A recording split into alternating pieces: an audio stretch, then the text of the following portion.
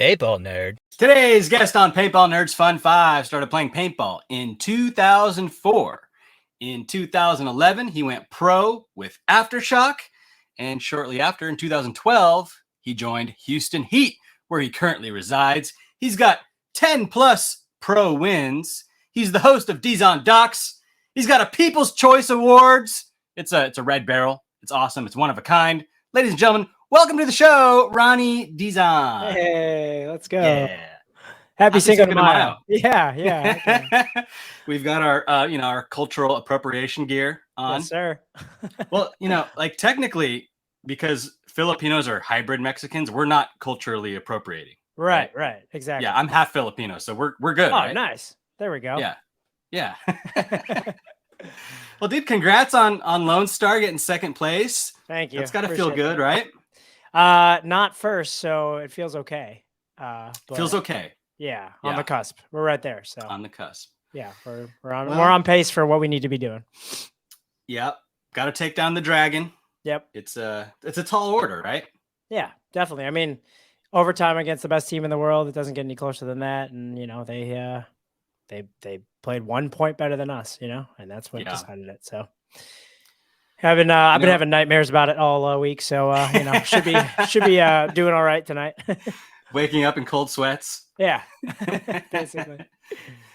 The last person to win a World Cup besides Dynasty was Houston Heat, right? Yeah. That's definitely factual. You gotta take them down, man. Gotta take them down. Yeah. Well, they're playing good, so we just gotta minor tuning, and I was telling the guys, and I was talking to Tyler about this. It's like, one small thing changes, the outcome of your whole tournament. So It's not like we got, the shit beat out of us when we played them both times. So. Exactly. Yeah. Exactly. It's just like they have this weird, I don't want to call it luck. That wouldn't be right, but it seems kind of like lucky sometimes. Matty always says it. He'd rather be lucky than good, right? So exactly. Yeah. Cards are in their favor sometimes. So yeah. So Ronnie, I love Dizon Docs. What inspired you to create that channel? That's a good question.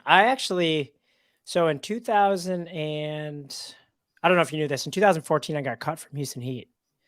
I didn't know that. Yeah. So backstory, 2011, I played for Aftershock for one event. And then 2012, Houston Heat was formed. I played with them from 2012 to 2014. And then they actually let me go in 2014 because they were bringing the Russians back, as well as some other, off the field stuff that, I was young, I was immature. So it was a good time for me and the team to depart. Just for my, I was kind of getting comfortable, So It was actually good. It was like a kick to the gut for my life, which actually helped me kind of rethink, okay, like what do I need to do to, become back on a caliber team like that, So 2000 and around that time is when I was watching a lot of YouTube.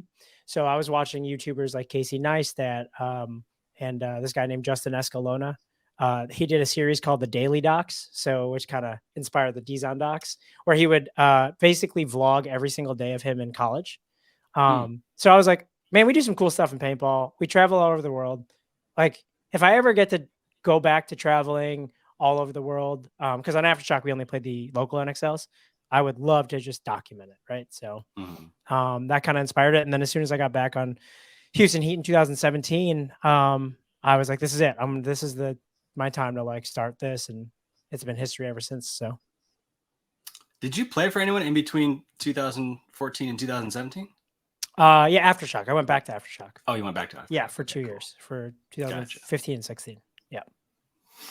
Well, I think it's crucial to expose what you're exposing in the sport, and that's the lifestyle that paintball can provide. And granted, it's extremely difficult to get to the point where you're traveling the world on someone else's dime. But I think exposing that element of the sport from a career aspect is what's going to draw people into it. Yeah. It's like, oh, this is possible. Like, I can live like a quasi rock star. Maybe you're not balling out of control. You're not like a mortgage broker, but you're still experiencing things that guys that make 10 times the amount of money can't experience. Exactly. Yep. Because they're stuck in a cubicle or whatever. Yep. So dude, I think it's super important to do what you're doing. And I wish every single pro player did it. Can you imagine? I think it'd be really cool. That's a really good point, Zyzek. Like to be able to see what Mouse is doing, or to be able to see what J Yes. Rab's doing, or to be able to see what Archie's Yes. doing. Like I would love to watch that. I would have a binge watch, of everyone's walk. Totally. So and you can even be like a semi-pro player trying to go pro. Like Jackson Frey does a good job with his Yeah. vlogs. He said I kind of inspired him to do that, and then boom, next thing you know, he shows all that. So just to be able to keep up with what people are doing and like see like, oh cool, I can implement that into my daily routine, or oh, this person trains this much a week, so it kind of gives kids hope. And it's funny, obviously Houston Heat's well funded, Randy and Mama D, they take care of the team, but we've been able to do some really cool things, and I remember having a conversation with Tom Martinez about this. He was like, you think it's like right to like show all these things, like like we've been on a private jet or something like that, right?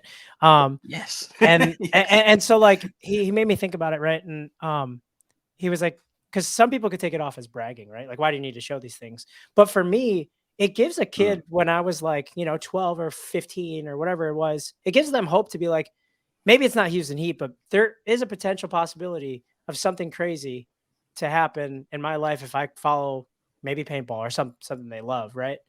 And then end up being in a position where where I am, right? Where it's like to be able to do that and like actually experience things like that, right? So I think it's really cool to be like, wow, you could actually do this. And again, it might not be Houston Heat, it might be some other team that come down the road, and or a Latin Saint situation that actually goes through. You know what I mean? With like the original plan, right? So you just never know. So I think it's a statement to following your dream.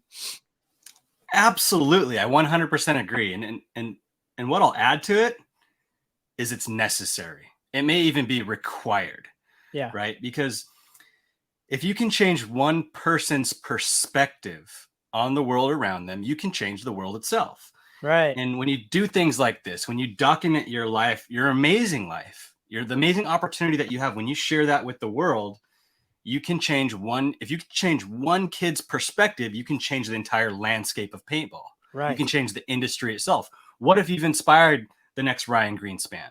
Yeah. What if you've inspired the next Oliver Lang or Alex Frazier, and they make the next headband that sells for $1,000?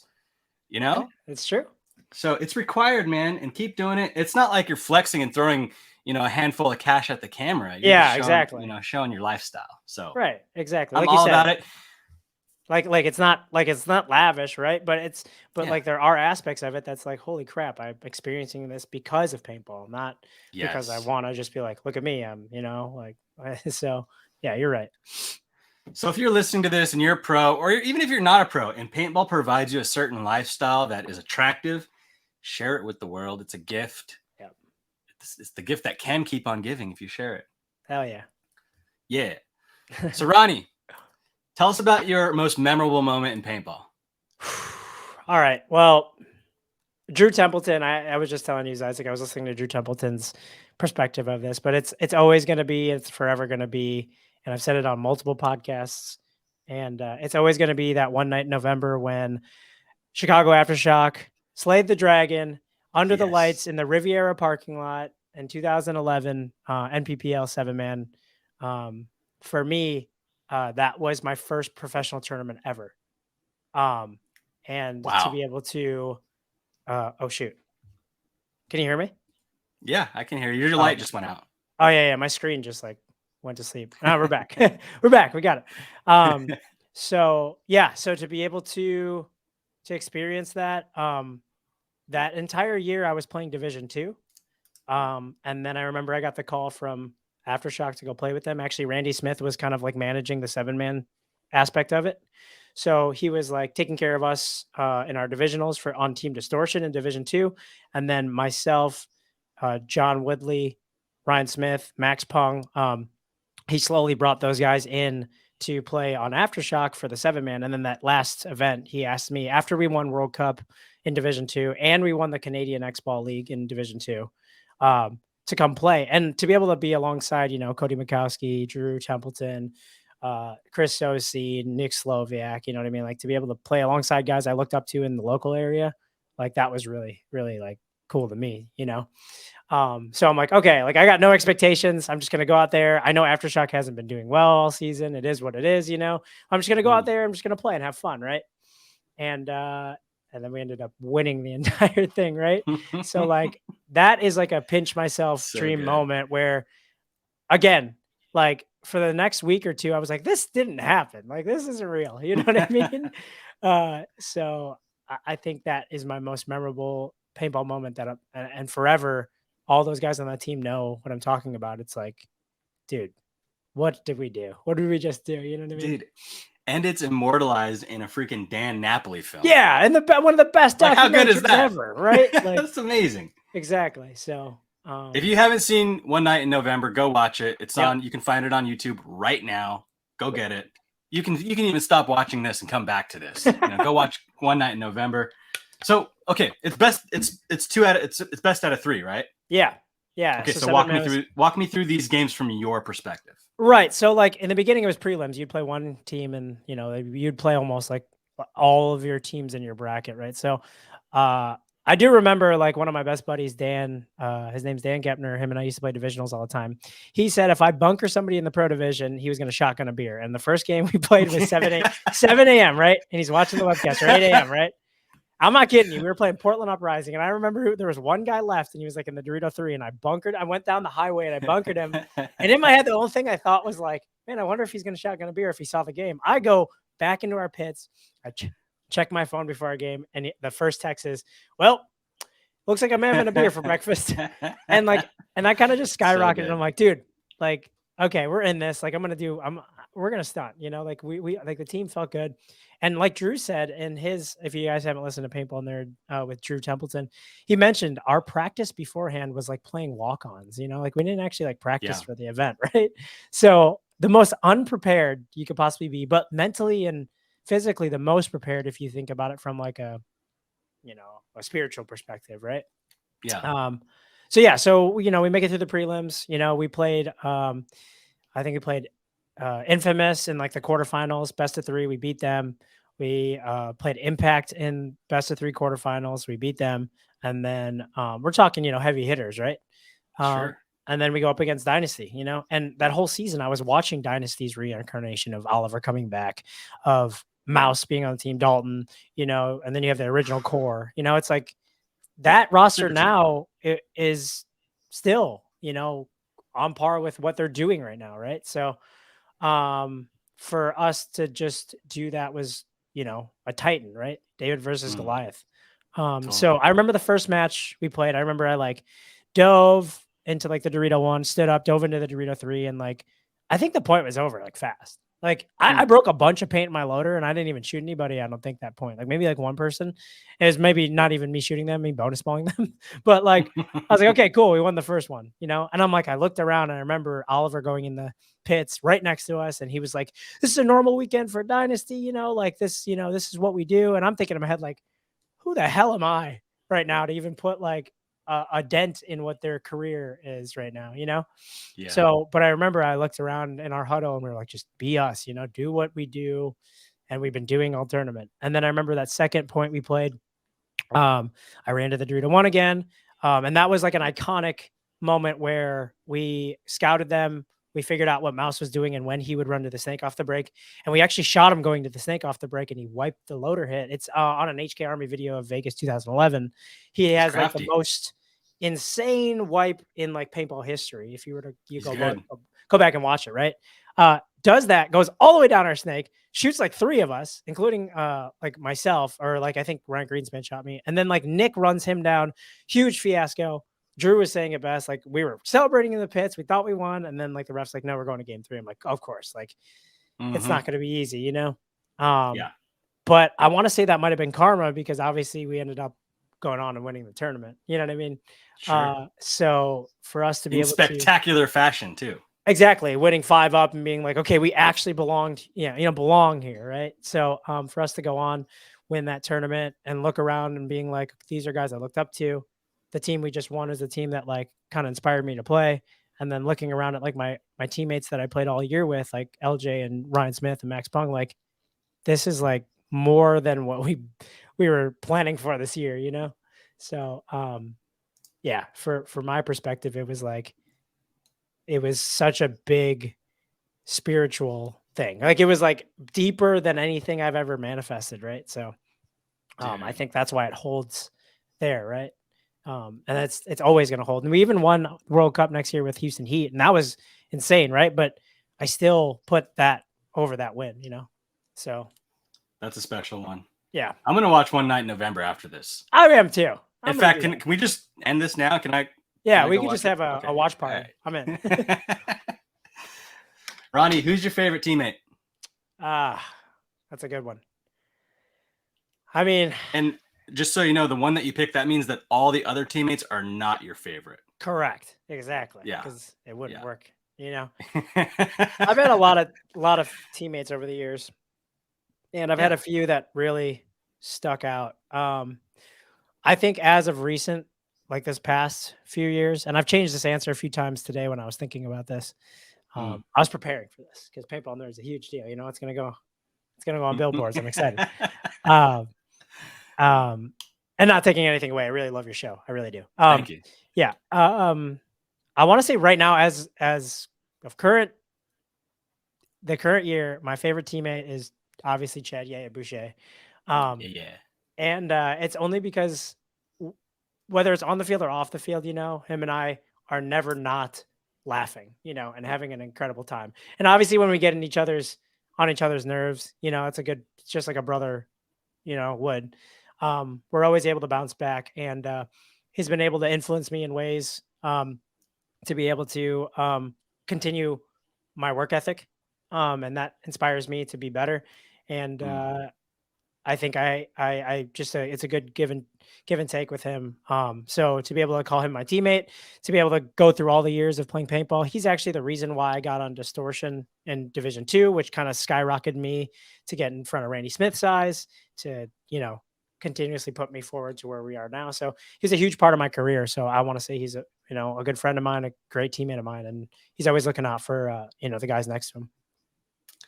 Yeah, he's one of those guys that well, like you, that I wish I knew. Like, I watch their content and it makes me laugh. I enjoy it so much. I feel like I know them. Yeah. The same thing with you, Ronnie. Like, I watch your stuff and I'm like, I know this guy, Right. So it's like both you and yeah, I wish I knew you guys better. And we're on that journey. We're on pace. Yeah, we're on pace for that. Yeah. But yeah, he's definitely a character. That is if there was a Paintball's funniest face, I think he'd be right there. You know what I mean? The like that those reels that he makes where it's like a camera's like right on his face and it makes his nose look all weird and it looks like a lemming or something. Mm-hmm. Oh yeah, those are good. He's a goofball. Okay, how about favorite person? This is throughout history, right? They could be retired, they could be still playing today.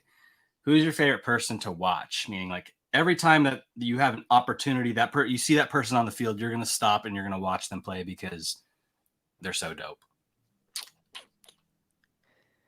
Man, this is such a hard question because obviously you could go down the line, right? But the first person that comes to mind is my roommate Fedorov, and that has been, I've watched a few of your shows. That's been a consistent name in favorite person to watch. It's just because of what the things he does, right? Like, and it's so unconventional. So like to be able to play alongside of him, to be able to be roommates with him, and then pick his mind about it, and still watch him and still be amazed is just like a feat to me. You know what I mean? Because even though, and it's kind of crazy because on Heat, we obviously, you can only play 5 guys, but everybody on our team is able to start, on almost any given Sunday. But to be able to like almost compete for him with spots sometimes on the Dorito side, and then be like, oh, okay, I'm not playing. I can't wait to watch him. You know what I mean? Yeah. Like, it's just really cool to be able to say that. And then, it's heartwarming to call him my teammate, my brother. And then an honorable mention would have to be Mouse, just because he's just so good. He's just good. He's just like, he paves the way for what Snake players need to do. So I've learned a lot from watching those two players. Yeah, Mouse is super aggressive, super smart. Yep. And like, he just knows how to do it all. He's got that Michael Jordan, Kobe mindset, right? Where it just work. I had the pleasure Totally. of going to California and training with him, and I'm like, yeah, this guy's the real deal, you know? So, Yep. yeah. So I have to tell my Fedorov story because every time someone mentions Fedorov, I have to say this, and I've probably told this 100 times, but first time I saw Fedorov, the first time I saw this person is going to change paintball. He was, it might have been 2004 or 2005 or something like that. But he was running to the snake. I don't even remember who they were playing against, of course. Yeah. And there was a back center guy. There's a guy at home laning the snake off the break. And so Fedorov was running to the snake and he began his dive. Like he was reaching the point of being parallel to the ground. Okay. But before he launched off the ground, he drew up his gun and went and shot 3 paintballs at the back center. And it was and they hit all the guy's face, all the face. And then he dove into the snake. Yeah, of course. And I'm like, did anyone see that? Did anyone just watch what I just saw? Like what, I think I said, I'm like, what planet is this guy from? Exactly. It blew my mind. It still blows my mind, Zyzek, when we do running and shooting drills, because I'm like, okay, let me watch this fool. And it's like, how did you thread that? Yeah. And then I try it and he's like, hey, too low, too high, this way. And I'm like, yeah, I know. I get that I'm doing it not as good, right? You don't have to remind me. I'm watching you. He's probably practiced that thousands of times, and then he's like, "I'm gonna go do it on the field." And it worked, and it just worked. He always says, "It's work." I'm telling you, because that's his English. So I'm telling you. I'm telling you. Fedorov. Got to get Fedorov on. He's a man. Oh yeah, we can get him on. Yeah, he's your roommate, right? For the most part, yeah. I mean, during events, if we, we can work that out. There we go. Yeah. So Ronnie, what is your most cherished paintball item? Okay, so I have 2, Zyzek. I'm sorry, I'm breaking your rule. No, you can have 2. I like. Okay, so the first one is this Shocker CVO, and there's a big story behind it. Obviously, what's on the top of it? It's a sticker. It's just one of my stickers. Hold it closer. It's like a camouflage. Oh, it's like the skull hand. Yeah, the skull hand, on my shirt. Yeah. Yeah. So I actually, obviously, rest in peace, Tim Montressor. Before he passed away, this was like a gift from him that he gave me. Because I remember when the Shocker CVO came out, I was like, hey, how much was it for me to get one of these, or can you send me one to do a review, and then I'll send it back. And then I remember he just didn't say anything. He mailed it right away, and then I got it, and I'm like, oh, sweet. He's like, yeah, just keep it. And I'm like, are you serious? And he's like, I do the review, and then just it's yours. And I don't think I'll ever sell this. Because it's one of the last memories I really have of Tim. And he was a great person, awesome friend of mine, awesome mentor of mine. And this holds a lot of value. I actually ended up letting one of my buddies, Cheech, borrow this.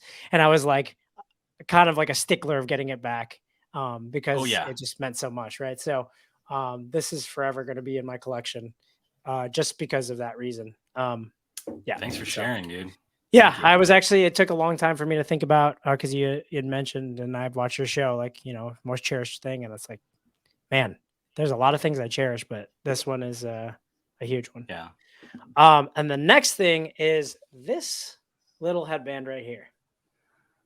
I don't know if you can see that. Is it black? All black? It's black and with gray stripes. Oh, there it is. I see the pattern. It has some pattern. Wild tails on it. Okay. So who made that? The GOAT himself, Oliver Lang, gave me this headband before Hormesis was ever a thought, or maybe it was a thought and they hadn't launched, right? But it was in 2018, end of the year. I went to Thailand to go play. Well, I played in Australia, and then from there I went to Thailand to go play with Team Philippines. And Marcelo played with me. And then all of a sudden, he said, hey, Oliver texted me he's going to be here. I'm like, cool. So that's awesome. I haven't seen him in forever because this is after he left to move to overseas. And he came out of he rode up on this moped and showed up with I'm not kidding you guys, armbands or headbands, on both sides of his arms. You know what I mean? Walking like Jesus, paintball Jesus, right? Walks out of this that rides a moped, right? So guts off his moped, walks in, and everybody's attention just halts and they just stare. And it's like, it's Oliver. You know what I mean? Yeah, exactly. Yeah. Like the angels singing. But I remember I've had minimal interactions with Oliver. I've actually wrote him an email a few times back and forth when he like left the league. So we spoke through there. And like the only other times was us competing against each other, you know? So I remember my parents came to Thailand and they were like looking and talking to him and they're like, "Oh my God, Oliver, like Ronnie had posters of you on his wall." And I'm like, kind of like blushing and stuff. Yeah. And he was like, "Isn't that crazy how the world goes around and like now people have posters of you on their wall?" And I'm like, "This is crazy." You know what I mean? But I remember he gave me this, he had like a few headbands and he like was like, "Hey, take one," you know? You know, that was from then on, like, it's also another thing where it's like, this has a story behind it, but it's like a deeper meaning, you know, because Mm. for my pro career, he was a huge part, you know, whether it was like looking up to him or like beating him in that experience I shared earlier. So this band, if anything, I'll put it on Paintball Vault, just, you know, just to show the fans. Yeah. But like, I don't know if I'll ever get rid of it, right? Unless obviously, you know, they pay for my entire mortgage, you know. Yeah. But That could happen. it could happen. But yeah, but so this was like a pre-Hormesis band that'll forever be worth more than anything. So, and then boom, I love Hormesis it. was a thing. So, you know, that kind of sparked something. It's so good, dude. Mm-hmm. And how he said that, see how the world goes round. You know, you have posters of me, now people have posters of you. And that's what we were talking about earlier. Like you change one person's perspective of the world. That's it. Like Oliver changed your perspective, and now you're changing the world. People have posters of you on their wall. Right. So it's like It all you comes gotta keep around. making things. Yeah. Yeah, definitely. So okay, let's talk to little Johnny Paintball. Okay. Who's got posters of Ronnie Dizon on his wall. Yeah. What advice are you gonna give him? I think it's just to be patient. It's just to realize like everything is happening because it's supposed to happen, you know? And it may feel like things aren't, you know, comfortable or right at that moment, you know? And I want to say like sometimes feelings aren't on your side, you know? Because if you think about it, like to grow muscles, right? You have to go through hell, you know, to get good at paintball. You have to do all the work, right? So it's just the patience of realizing that the fun part is this process, and it's been a Mm, consistent answer throughout your show, but it's the truth. Like after we get off the show, I'm going straight back to editing videos and like thinking about, you know, the next you know, way I'm gonna train for the next event. And it's like that's the fun, that's the most fun part, you know. And people always say like, you know, winning, I said it on an interview this past weekend, like winning's euphoric, but now that I think about it, winning is hard, you know. Winning is difficult, it's grueling, it's unforgiving. So to have patience through all that process and to realize there's a greater purpose to what you're doing is mm. what I would tell that kid. And it might go right over their head, right? But then maybe when they get older, they'll realize that this you know, crazy Filipino dude is actually onto something. So, yeah. So you're saying that the journey is far more important than the destination. Yeah, and it's so cliche, but it's so true because that is it. The journey is actually what you're gonna look back and be like, damn, I miss going to the field at 5 a.m. and snap shooting for, you know, a few hours or playing one-on-ones. Damn, I miss doing drills after practice. You know what I mean? Mm, And like it's just gonna fly by, you know. You're gonna have all these trophies on your wall, and I look at, you know, like whatever collection I have of awards, and it's like that's cool, but like the fun part was actually executing it and doing it, you know. So yeah. yeah. That's awesome, Ronnie. Yeah. What would you say that you're most thankful for that paintball's given you in life? I think it's just to do the opportunity. It's given me the opportunity to do what I love, and at the same time be able to impact, whether it's fans of the Dizon Docs of Houston Heat, um, to be able to just, you know, impact, like you said, that one person that could change the world, you know, like you Mm, impact that one person, you know, you could change the world. So it's just to continuously give back. The biggest thing that I love seeing is you know, at least once or twice a week, or maybe every few days, I get a message from somebody saying, I stopped. And it always starts with, I stopped playing paintball and then got back into it because of watching your videos, or I got into paintball because of watching your videos. Like those hmm. are like the the things that I cherish the most. Like we could have won this past weekend, but that would come and go, right? But Yep. that exact message from those people to be able to inspire them is like cool. I did my part and I grew paintball in this way, you know. And I think a lot of pro players who don't see that influence need to see it and do more content like what you're doing, Zyzek, with the show, whether it's vlogging, whether it's play the big game podcasts, whether it's, you know, whatever way they can. Some people look at social media as like, you know, oh, you know, like everything's changed, but it's like if you're not adapting and you're not growing with it, like you got to realize these kids are not going to pay attention to your old stories. They're going to pay attention to you showing them through emotion and through content, because that's where all the attention's drifting. So if you're going to be so against what social media is doing, it's like you're doing yourself a disservice to preach to the younger generations. So yeah. So yeah. Awesome. Ronnie, dude, thank you so much for your time here. Thank you for having me on. Anything that you'd like to part with for the paintball community? I mean, I think the biggest thing, Zyzek, is you know, keep doing what you're doing. You're crushing it with these I love this. Like, it's not like too long of a form show, but at the same time, it's like just as digestible enough to like for a daily commute. So first of all, thank you for having me. Paintball Nerd is awesome. Yes. Make sure you guys thank you. Keep watching the show. It's huge for them. I mean, yeah, there's nothing really much. I appreciate my teammates. I appreciate, you know, all the support over the past weekend. Obviously, we didn't slay the dragon, but we got some work to do on Houston Heat. I love my coaches. I love my team, and I love all the fans. I have headbands coming out soon, so make sure you guys stay tuned because these are all rolling out. I'm just nice. This is my shameless plug right now. Yeah, do it. Yeah, so we got these 3 colorways and then this colorway. So excited for these headbands to drop on hkarmy.com. Happy Cinco de Mayo to everybody, and I appreciate all the overwhelming support. I love everybody in the paintball community. Thanks, Ronnie. Yep, thank you. Peace.